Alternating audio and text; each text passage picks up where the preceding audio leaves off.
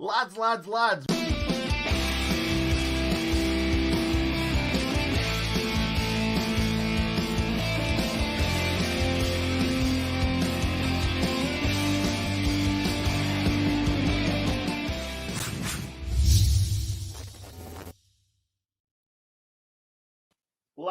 Lads, welcome back to another match reaction. Not quite as exciting as the last one.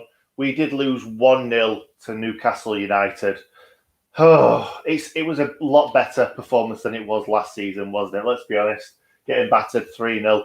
Joe Linton even scoring against us.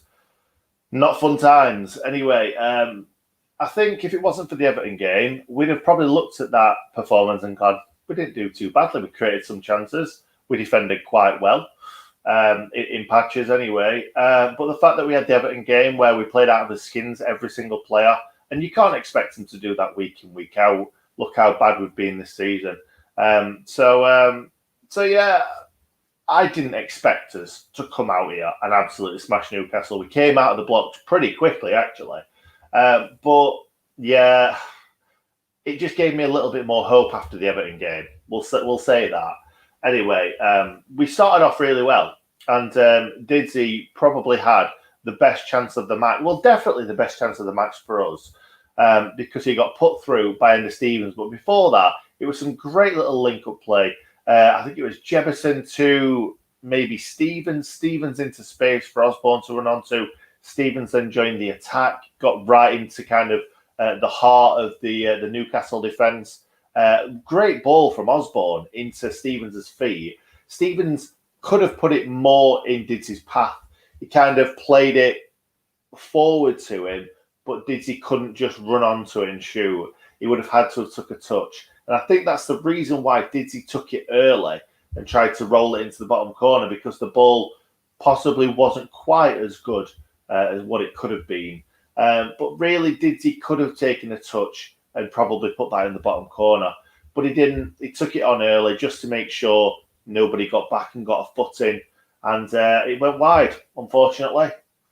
And that's really the best chance that we had all the first half, at least. It was the best chance all game, but the first half, that's the only chance we've really had, I believe. Then going into the second half, Ramsdale just came to the front. Some excellent saves, 2 excellent saves, some other saves, but first Shelby's header, I thought that was destined for the back of the net. Ramsdale pulled off an absolute worldie of a save, and I think he did his shoulder in then, but at the same time, he got through the whole game. But you never know. It happens quite a lot of the time when a player gets injured, and then afterwards they have a look and they're like, oh, God, you shouldn't have been playing that game all the way through anyway. But, yeah, he carried on. He was constantly going like this, feeling his shoulder, because it felt like, well, it looked to me like he was injured, and I thought he was going to be coming off, and League One Wes would be coming on. But he didn't. He carried on. There was a couple of easier saves when, like I say, he just kept feeling that shoulder. And then he made another incredible save, possibly better than the first one, and the first was brilliant. Willock went through 1-on-1 after a great run from St. Maximum, and he played him in very unselfishly. And it wasn't an easy save for Ramsdale. He tried to put it into the corner. Ramsdale got down really quick, made the right decision because it was like point blank range, really. He had, at that moment, that 1-on-1, he had to make a quick snap decision to go that way or to go that way. And he read the player and obviously saved it. Outstretched fingertips, great save, excellent save. That was that. Oh, no, it wasn't. Sorry, it wasn't that for the first half. They bloody scored, didn't they? To be honest, we got undone a couple of times with those chances. And then we certainly got undone for the goal. Because the ball came in and around the box, and then it got recycled back out to the wing. Ball got played into the box, and he was all on his own, Willock, all on his own, just to head it past Ramsdale. It was an excellent header, right into the corner. And really, let's be honest, if it would have been anywhere near Ramsdale, it'd have probably saved it. So it needed to be right in that corner, and it was great header.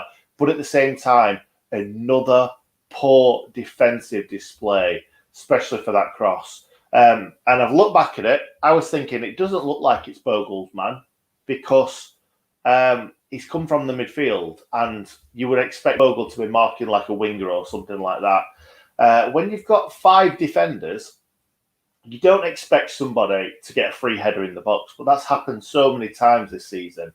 And I've watched it back, and it was unfortunately Bogle's fault. The reason for that was because Egan, you could see Egan kind of pointed to Willock and looked at Bogle. So obviously he said, "You get in, I'm going into the box to defend." And Bogle, I don't know if he didn't hear him or he didn't kind of understand what he was saying to him, but he didn't track him. He just kind of stood off Willock, let the ball come into the box, and then just attacked it. Bogle was too late to get anything on it. He tried to put him off, but it wasn't good enough. So that's definitely something that Bogle's got to get better at. He's defensive, unless he's going to play on the right wing, which I can't see, and that's not his position. He's definitely better at attacking than defending. So his defending side's got to be better. And if Jukanovic is coming in to be the Sheffield United manager, you would probably think that he's going to play 4 at the back. So, yeah, I'm not sure what's going to happen there, whether he's going to play Bogle, whether he's going to play Baldock, whether either way you look at it, Bogle's got to be better defensively. And I think that was the difference tonight. In the second half, they had a couple of breakaways, Newcastle. There was only one time when Almiron got through down the left and Ramsdale made another incredible save. Man of the match today by a long chalk. I think most weeks he's man of the match recently, and I think that's just proves how bad we are, that our goalkeeper has to save us in every single match, and he has to be man of the match for us to not get hammered. Because really, that was a one-on-one that they missed that Ramsdale saved, a header that they should have scored that Ramsdale saved, and then another one when they went down kind of one-on-one-ish with Ramsdale where he tried to play it across, and I think it hit Ramsdale on the chest. So really, that could have been a 4-0 defeat today. It could have been. And we had one really good chance, and that was Didzy's early on. After that, we had Didzy's free kick from just outside the box, literally right on the edge of the box, that he put wide. And it's like, we're in the Premier League. How have we not got one player that can take a free kick? We've not scored a free kick this season. I don't think we scored a free kick last season. I can't remember the last time we scored a free kick. It could even be Fleck. You could probably say it was Norwood last season against Aston Villa, but the ghost goal didn't count. But yeah, we're not good at taking free kicks. The amount of times we've been in excellent positions and not been able to even get it on target more often than not. I'd like to see Norwood take some of these free kicks, but at the same time, Norwood had a lot of shots today, and they all went flying over the bar. Shocking. Didsy had one earlier in the game that kind of right in front of the goal that he put over the bar. That was about it. We were pretty poor. Didsy hit the bar as well in the second half where he came. He took it on his right foot and kind of whipped it, and it didn't look like it was going in. It was always higher than it was lower, and it kind of clipped the top of the bar. It was not one of them where it's going to hit the underside of the bar, but I think it was Darlow in the net. Oh no, it was Dubravka, wasn't it? Dubravka was nowhere near it, so he wouldn't have saved it. But yeah, it was nowhere near the top corner. It was like I say, way more higher than lower. I think we had another one that kind of hit the bar towards the end, a bit of a scrappy one from a corner towards the end. We were putting the ball into the box, and then even your boy Jackie Longthrow was getting some big throws into the box, but we never use that. We never use his long throw.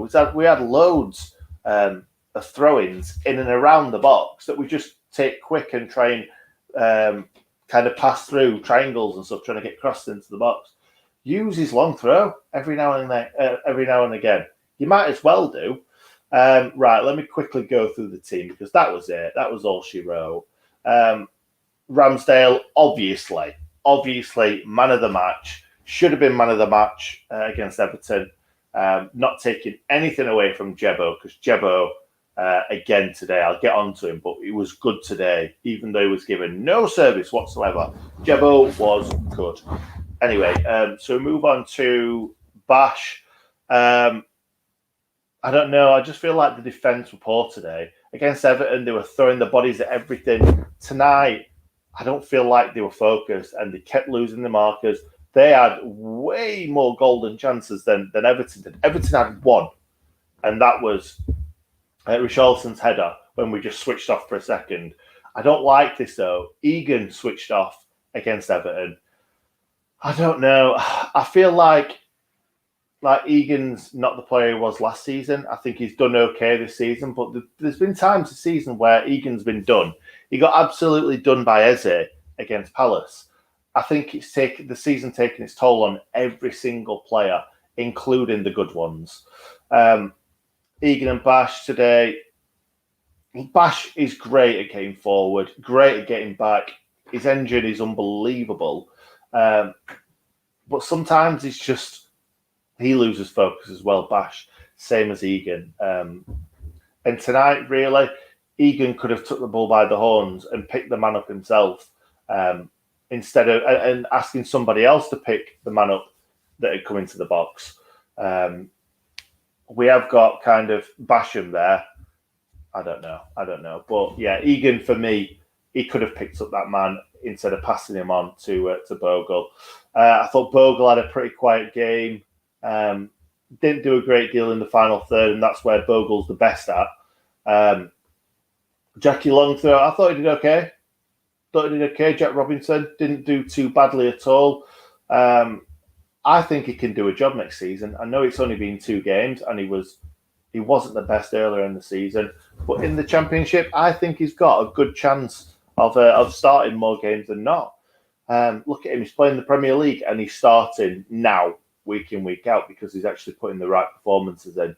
And the Stevens, he did quite well going forward today. Like I say, he created a chance for Didsey. Yeah, it wasn't the best ball in the world, but if he wasn't there, he wouldn't have been able to make that pass. So the fact that he kind of followed his pass and kind of got himself into a good position was great to see. It was like rolling back the years, Brendan Stevens, to kind of last season or the season before. Ollie Norwood, I don't know. He picked up his booking as he always does. I think it passed him by today, the game, and his pass. His shooting was horrific. Every time he got in and around the box, it was over the bar. He was leaning back and it was over the bar. Osborne, I thought Osborne was okay. Osborne was quite good. He always gets himself around the pitch, gets stuck in. Fleck, I thought Fleck did quite well defensively today as well. There was one time where he just absolutely went through one of the Newcastle players kind of in the last stage of the attack, and it was a great tackle. But I thought all in all, Fleck did okay.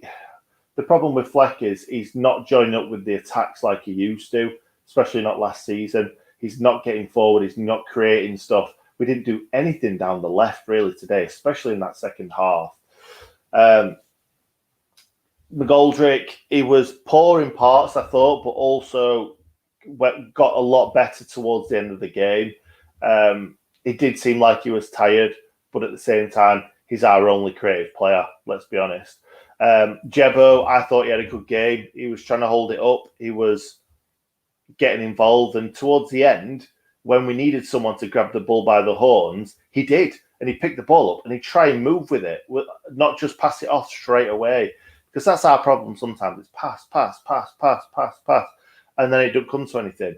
I want to see someone pick the ball up and just go at him every now and again, like what Didsey does. Nobody else does that. So it's nice to see Jebo picking the ball up and just trying to go at him a little bit. He did it down that left-hand side towards the end. And I've just realised that this whole time I've not been holding my microphone. It's just been to the left of me. That was a silly thing to do. I'm just looking in the comments, see if anyone's noticed it. It doesn't seem so. I apologise for that, guys. I'm really, really sorry. I'll just finish talking about the subs. I don't think there's really any need to. But I would have liked to have seen Zach Brunt come on. I really, really would have done.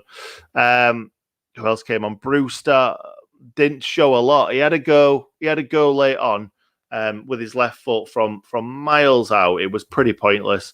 Sariki came on, which was great to see. Femi Sariki, but I don't think he even touched the ball.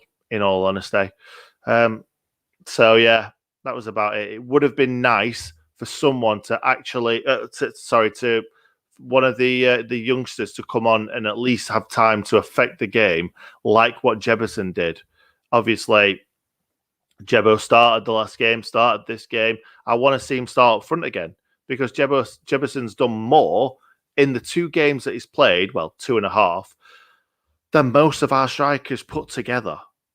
So, yeah, it's quite embarrassing saying that.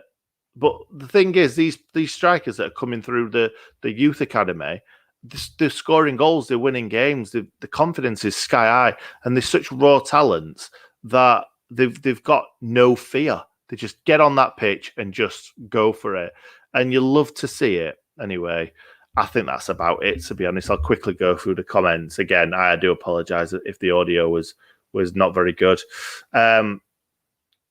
Colin says, at least we tried.